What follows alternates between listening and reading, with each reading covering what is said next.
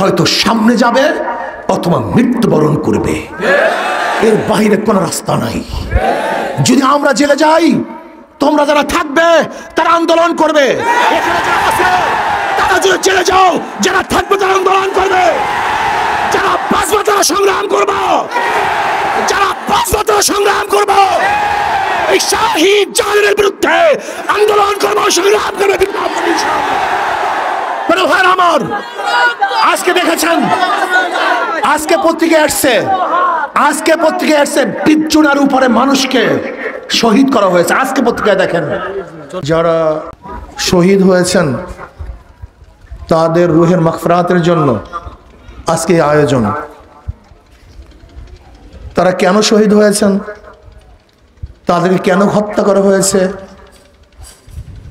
তাদের দাবি কি ছিল, এ সম্পর্কে কম বেশি ইতিমধ্যেই আমরা অনেকেই জেনেছি।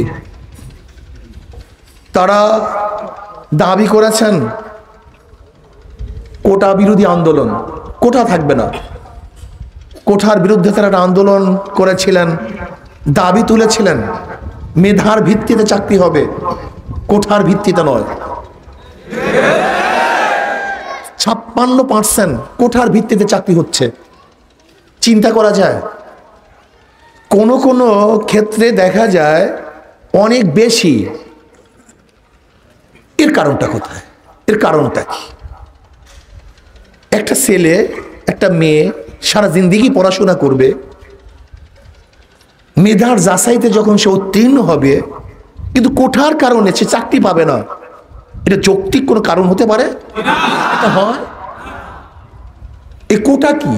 এই কোটা হলো, এই কোটার মাধ্যমে আওয়ামী লীগের সমস্ত সন্ত্রাসীদেরকে প্রশাসনে নিয়োগ দেওয়ার একটা মাধ্যম। আজকে দেখেছেন প্রশাসনের অবস্থাটা কি? সব জায়গায় আওয়ামী লীগ, সব জায়গায় ছাত্রলীগ, সব জায়গায় দলীয়করণ। বাংলাদেশের এমন কোনো ক্ষেত্র নাই যেখানে দলীয়করণ নেই। চাকরির ক্ষেত্রে খোঁজা হয় যে এর বাবা কি করছে, এর দাদা কি করছে, এর তালুই কি করছে, এর খালু কি করে, এর দুলাভাই কি করে। যদি গোটা বংশের মধ্যে আওয়ামী লীগের বাহিরে কেউ থাকে, তার আর চাকরি হয় না। এটাকে দেশ, এ দেশ হতে পারে?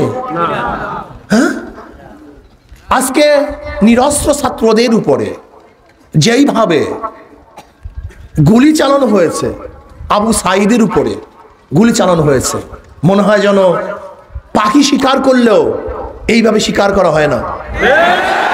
আবু সাঈদের কাছে কোনো অস্ত্র ছিল না, আগ্নেয় অস্ত্র ছিল না, তলোয়ার ছিল না, কিচ্ছুই ছিল না। সে লাঠি নিয়ে দাঁড়িয়ে বুক পেতে বলেছে, আমার বুকে গুলি দাও। অমনি তার বুকে গুলি দেওয়া হয়েছে। এই গুলি আবু সাঈদের বুকে দেওয়া হয় নাই, বাংলাদেশের প্রত্যেকটা নাগরিকের কলিজার মধ্যে গুলি দেওয়া হয়েছে। বাংলাদেশের প্রত্যেকটা নিরাপদ নাগরিকের বুকের উপরে গুলি চালানো হয়েছে। এই গুলির টাকা কার ছিল? ওই আবু সাঈদের টাকা ছিল। ওই আবু সাঈদের ভ্যাটের টাকা, ট্যাক্সের টাকা দিয়ে যে গুলি কেনা হয়েছে, সেই গুলি আবু সাঈদের বুকে বিদ্ধ করা হয়েছে। আজকে ছাত্রলীগের কাছে কোনো মানুষ নিরাপদ নয়, পুরুষ নিরাপদ নয়, মহিলারাও নিরাপদ নয়, তাদের ইজ্জত নিরাপদ নয়, টাকা নিরাপদ নয়। আপনারা দেখেছেন ছাত্রলীগ কি করেছে? নিরস্ত্র ছাত্রদের উপরে অস্ত্র নিয়ে ঝাঁপিয়ে পড়েছে। আপনি কি দেখেছেন? নিরস্ত্র ছাত্র এবং ছাত্রীদেরকে তারা হত্যা করেছে। আপনারা কি দেখেছেন? আজকে হাজারো ছাত্রদেরকে পঙ্গু করা হয়েছে, অন্ধ করা হয়েছে, বিকলাঙ্গ করা হয়েছে, হাজারো মায়ের বুককে খালি করা হয়েছে। আজকে যে অস্ত্র দিয়েছিলাম আমাদের বাংলাদেশের নাগরিককে হেফাজত করার জন্য, আর সেই প্রশাসন ভারতের ওদেরকে কিছু বলতে পারে না, ওদের উপরে গুলি চালাতে পারে না। প্রশাসন শুধু আমাদের জনগণের উপরে, বাংলাদেশের জনগণের উপরে, নিরীহ জনগণের উপরে তারা গুলি চালায়। আজকে শেখ হাসিনা খুনি হয়ে গেছে, রাক্ষস হয়ে গেছে, জালেম হয়ে গেছে। সে মসনদে বসে মানুষকে মানুষে মনে করে না, মনে হয় যেন মানুষ নয়, সবাই জানোয়ার। এবার প্রমাণ করতে হবে আমরা মানুষ কি মানুষ না, বাংলাদেশের জনগণ কি জনগণ কি জনগণ না। শেখ হাসিনা চেয়ারে বসে যা বলবে তাই আমাদেরকে শুনতে হবে না, আমরা শুনবো না। আমরা ব্রিটিশের বিরুদ্ধে আন্দোলন করেছিলাম, আমরা ভাষার পক্ষে আন্দোলন করেছিলাম, ব্রিটিশদেরকে দেশ থেকে তাড়াতে বাধ্য করেছিলাম, আমরা পাকিস্তানি খুনিদেরকে দেশ থেকে বাধ্য করেছিলাম ভারতে। আমরা খুনি শেখ হাসিনাকেও ওই বাসনাদ থেকে নামাতে বাধ্য করবে ইনশাআল্লাহ।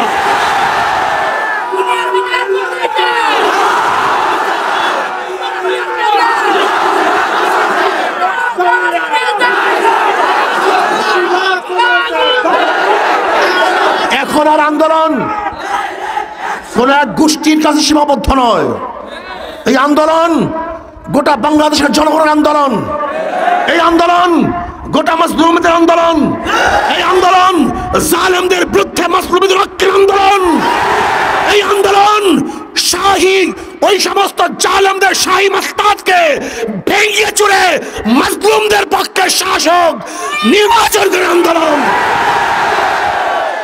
যতক্ষণ পর্যন্ত এই জালেম সরকার, এই খুনি সরকার, ফ্যাসিস্ট সরকারকে আমরা উৎখাত করতে না পারবো ততক্ষণ পর্যন্ত রাজপথ ছাড়বো না ইনশাআল্লাহ।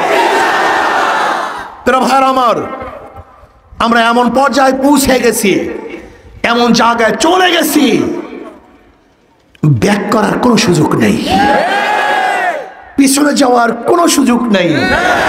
তুমি কি জানো যদি আন্দোলন বন্ধ করে দাও, হাজার হাজার মানুষ জেলে ধুকে তো মরতে হবে, হাজার হাজার মানুষ গুম হবে, হাজার হাজার মানুষ খুন হবে, ব্যাক করার কোনো সুযোগ নাই।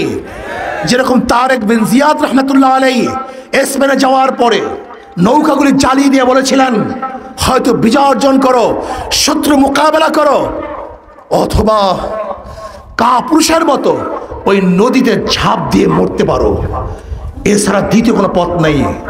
হয়তো শত্রুর মোকাবেলা যুদ্ধ করবে, অথবা কাপুরুষের মতো নদীতে ঝাঁপ দিয়ে আত্মহত্যা করবে। ঠিক আজকে আমাদের সামনে যুদ্ধ ব্যতীত, সামনে অগ্রসর হওয়া ব্যতীত, মোকাবেলা ব্যতীত, বিজয় ব্যতীত দ্বিতীয় কোনো পথ নাই। হয়তো বিজয় হবে, অথবা বঙ্গোপসাগরে ঝাঁপ দিয়ে মারা যাবে।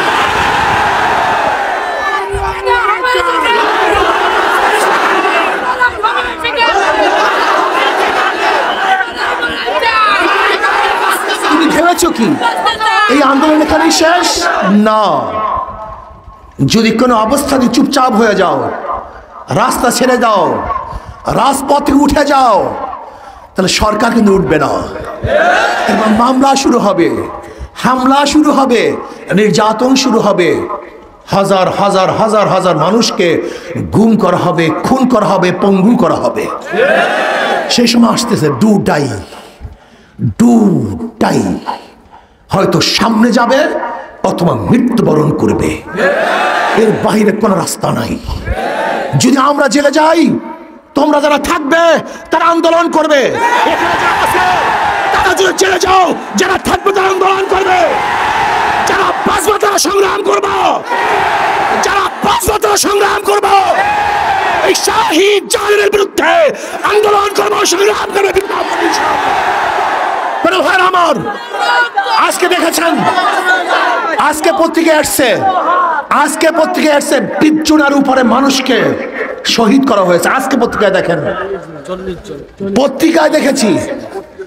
অথচ আপনারা জানেন এই পত্রিকাগুলি সম্পূর্ণ সরকারের দালালদের পত্রিকা। সরকারের দালালের পত্রিকার মধ্যে যে 20 জন মানুষের শহীদের ঘটনা চলে আসে, কত মানুষ মারা গেছে আমি জানি না। যদি মানুষ মারা যায় একজন, সেখানে পঙ্গু হয় কতজন, আহত হয় কতজন। আজকে হাজারো মানুষ আহত হয়েছে, চিকিৎসা করতে পারে না, হসপিটালে গেছে চিকিৎসার জন্য, সেখানে ওই ছাত্রলীগের ডাকাত এবং গুন্ডারা, খুনিরা সেখানে আক্রমণ করেছে, চিকিৎসা করতে পারেন, সেখানে অ্যারেস্ট হয়, তাদেরকে জেলবদ্ধ করা হয়ে অবস্থায় আজকে হাজারো মায়ের বুক খালি করা হয়েছে, হাজারো আমার বোনকে বিধবা করা হয়েছে, হাজারো বাচ্চাদেরকে এতিম করা হয়েছে, হাজারো মানুষ আজকে কবরের মধ্যে চলে গেছে। আবু সাইদ আজকে দুনিয়ার মধ্যে নেই। নরসিংদীতে আমাদের ছাত্র আন্দোলনের ভাই শাহাদাত বরণ করেছে গতকালকে। এই শাহাদাতের রক্তের বদলা না নেওয়া পর্যন্ত শপথ করো কেউ রাস্তা ছাড়বো না ইনশাআল্লাহ। রাস্তা ছাড়বো না, মরবো, রাস্তায় মরবো, কুকুরের মতো শৃঙ্গারের মতো গর্তে মারা যাবো না ইনশাআল্লাহ।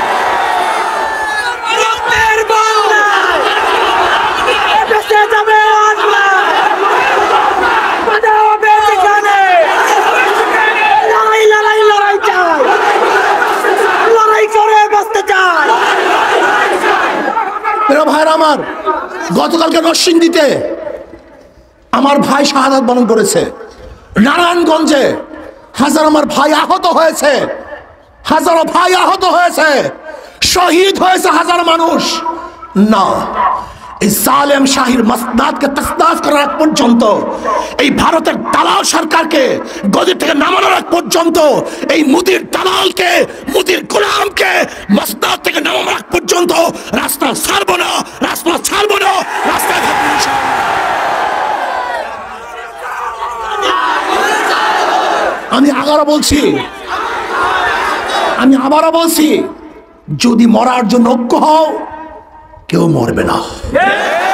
আর বাঁচার জন্য যদি বিচ্ছিন্ন থাকো, একজন বাঁচতে পারবে না।